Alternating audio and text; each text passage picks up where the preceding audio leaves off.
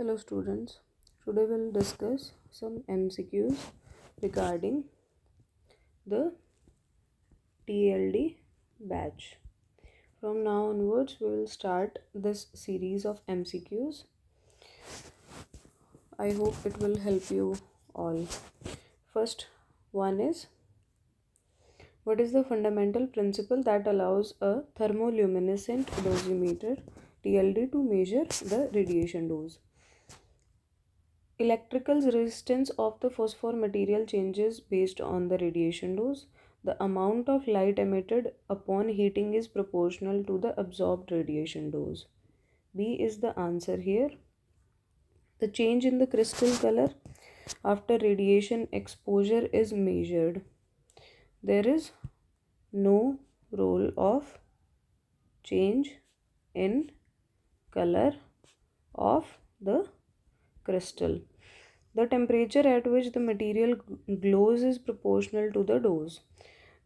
There is nothing related to temperature and no relation with electrical resistance. So the answer here is the amount of light emitted upon heating is proportional to the absorbed radiation dose. होता क्या है कि ये TLD है, इसका crystal है CaSO4 या फिर हम यूज़ कर सकते हैं लिथियम फ्लोराइड। होता क्या है कि जब रेडिएशन आया तो रेडिएशन एब्जॉर्ब हो गया इसमें, और यहाँ पे क्या हो गया कि जो भी ये मटेरियल है इसके इलेक्ट्रॉन्स हाइयर शेल में चले गए, और ये जो एनर्जी यहाँ से इन्होंने रेडिएशन से ली थी उस एनर्जी को यूटिलाइज करके हाइयर शेल में चले गए और यहीं पे ट्रैप हो गए। उसके बाद होता क्या है कि जब हम रीडिंग के लिए भेजते हैं तो रीडिंग के टाइम पे किया क्या जाता है, हीट करते हैं। जब हीट करते हैं तो हीटिंग के दौरान क्या होता है कि वो जो इलेक्ट्रॉन हाइयर शेल में ट्रैप्ड था वो आ जाता है लोअर शेल में, और लोअर शेल में आने के टाइम पे वो रिलीज़ करता है उस एनर्जी को in form of light, and that light is measured and that light is proportional to the radiation dose which was absorbed. So this was the whole principle. I hope it is clear. Next question है हमारे पास, which of the following is listed in the source as a material that exhibits the thermoluminescence and is used in TLD? क्या use होता है इसमें? पहले ही हमने बात की, CaSO4 मेनली यूज़ करते हैं, उसकी जगह यूज़ कर सकते हैं lithium fluoride, lithium borate. So answer यहाँ पे क्या है, sodium chloride no, lead oxide no, silicon dioxide कोई रोल नहीं है, तो answer is calcium sulphate. In analysis of a TLD, what is determined by measuring the area under the glow curve? अब glow curve हम लेते हैं। Glow curve क्या होता है कि ग्लो कर्व में क्या है कि हम टेम्परेचर लेंगे, कितने टेम्परेचर पे कितनी लाइट एमिट उसने की है, TLD जो भी हमारा TLD है, तो इसमें क्या होता है कितने टेम्परेचर पे कितना क्या है। So this is the glow curve. अब ये देता क्या है, देता है ये रेडिएशन डोज। मानो कि यहाँ पे हमने इतने टेम्परेचर तक हीट किया तो इतने टेम्परेचर पे कितनी लाइट इसने एमिट की, उस हिसाब से हम यहाँ पे पॉइंट लगाते हैं और फिर उस पॉइंट को इंटरसेक्ट करते हुए उन पॉइंट्स को, वेरियस रीडिंग्स को, और फिर एक कर्व बनाते हैं। So this is the glow curve. अब हम देख लेते हैं कि पूछा क्या गया हमसे। In the analysis of a TLD what is determined by measuring the area under the glow curve? हमें ऑलरेडी पता है कि क्या मेजर किया जा रहा है, radiation dose.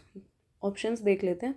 The ambient temperature of the environment during the exposure period, no.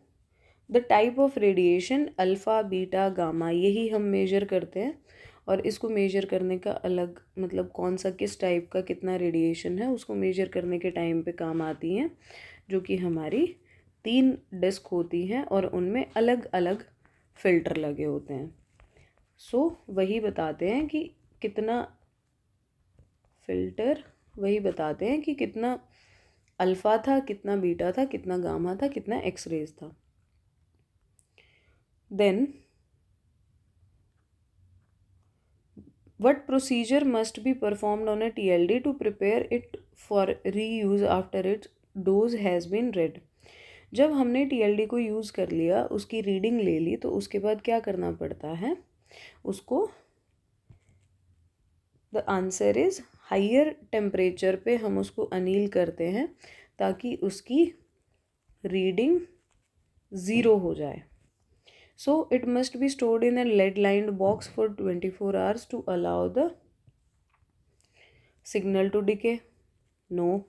It must be recalibrated by exposing it to a known radiation source. No. It must be cleaned with a special solvent to remove the contaminants. No. The answer here is annealed at high temperature to zero the reading. This was the answer here. Then which action could lead to an erroneously high reading on a TLD badge unrelated to occupational exposure? क्या है कि इनमें से कौन सी चीज़ है जो कि एरियनसली हाई रीडिंग आपको देगी अनरिलेटेड टू ऑक्यूपेशनल एक्सपोजर? मतलब किसी बंदे को ऑक्यूपेशनल एक्सपोजर इतना नहीं हुआ है लेकिन फिर भी उसके TLD से रीडिंग ज़्यादा आएगी। ऐसा कब होता है? जब आप उसको किसी भी स्कैनर के थ्रू ले जाओगे, क्योंकि स्कैनर में यूज़ होती हैं क्या? एक्सरेज। अब वहाँ पे आपका काम तो नहीं था, एक्यूपेशनल एक्सपोजर तो नहीं हो गया आपको, लेकिन जो स्कैन करने के टाइम पे एक्सरेज होती हैं वो भी उसमें एब्जॉर्ब होती हैं और वो आपकी रेडिएशन डोज को बढ़ाती हैं। Carrying the badge through an x-ray baggage scanner, यही आंसर है इसका। Wearing the badge for the entire specific service period, वो तो वैसे भी इतना ही वियर करना पड़ता है। Wearing the badge under a lead apron during a procedure, नहीं, क्योंकि लेड एप्रन के अंदर अगर आप वियर कर रहे हो तो आपको एक्सपोजर तो वैसे भी वो कम रजिस्टर करेगा TLD, क्योंकि आधा ऑलरेडी अटेन्यूएट हो जाएगा। इसीलिए जब भी आपको लेड एप्रन के साथ TLD पहनना है तो आपको कॉलर पे पहनना है। Storing the badge in a designated radiation free area when not in use, मतलब ये सारी चीज़ें हैं जो हमें यूजुअली करनी चाहिए TLD के टाइम पे, लेकिन यहाँ पे हमसे पूछा गया है कि इनमें से कौन सी चीज़ लीड करेगी to a erroneously high reading on a TLD badge unrelated to occupational exposure.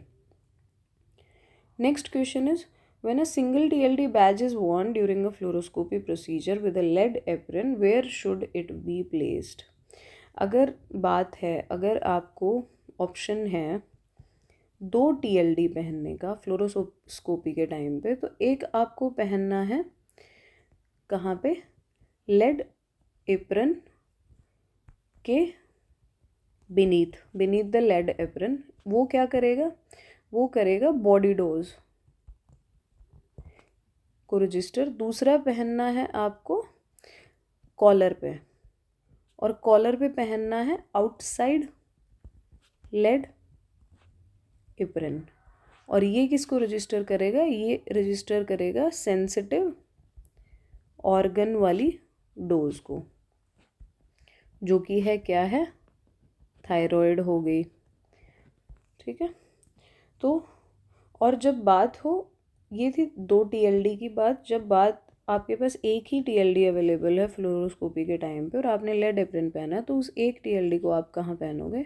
उस TLD को आप पहनोगे कॉलर पे। कॉलर पे पहनोगे क्योंकि लेड से तो वैसे भी अटेन्यूएट हो रहा है, तो बॉडी डोज आपको नहीं चाहिए, आपको पेरिफ्री वाली डोज चाहिए या फिर सेंसिटिव ऑर्गन वाली डोज चाहिए। सो द आंसर इज़ कि एक ही आपके पास अवेलेबल है, सिंगल TLD बैज अवेलेबल है, उसको आप लेड एप्रन के साथ कहाँ पहनेंगे? At the waist level, underneath the apron, no. On the chest outside the lead apron, कोई फ़ायदा नहीं है। at the neck region outside the lead apron. This is the correct answer here. At the waist level outside the lead apron. Next question is, why is it critical to wear a TLD badge at the collar level outside a lead apron if only one is used? ये हमने पीछे discuss किया कि हमें जो sensitive areas होते हैं, sensitive areas जो हैं, जैसे कि हो गया थायराइड, पहली बात लेड उसको कवर नहीं कर रहा, दूसरी बात कि उसके ऊपर रेडिएशन का इफ़ेक्ट ज़्यादा है, पहली बात वो सेंसिटिव था ऑलरेडी, दूसरी बात वहाँ पे लेड नहीं है तो वहाँ पे रेडिएशन ऑलरेडी उसको ज़्यादा लगेगा. देन आंसर क्या है इसका? The collar badge is less likely to be contaminated during a procedure. No.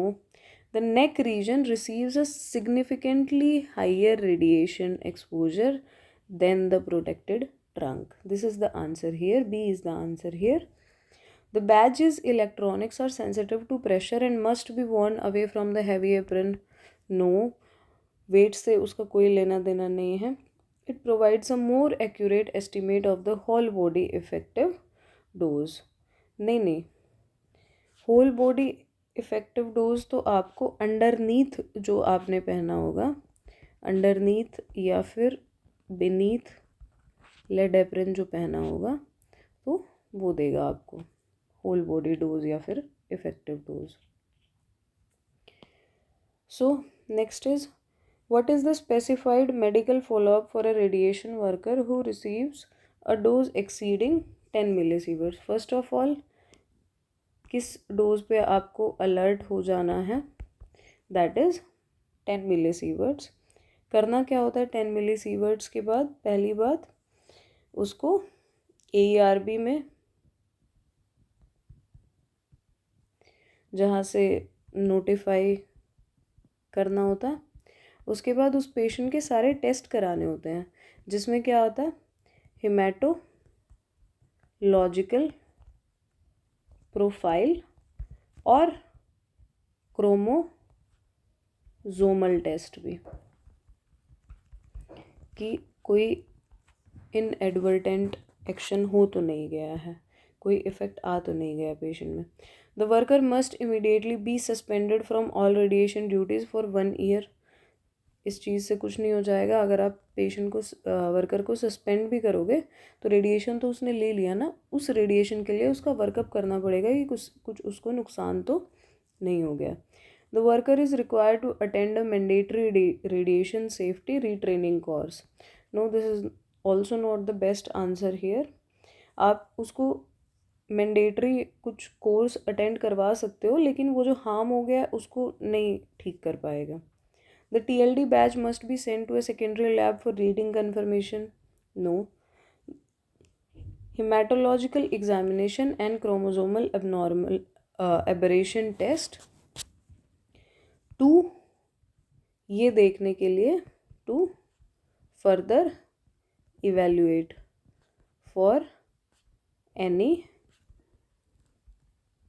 pathology or radiation effect, कि रेडिएशन डोज जो उसने इतनी ले ली है तो उसका कोई इफ़ेक्ट तो नहीं आ गया.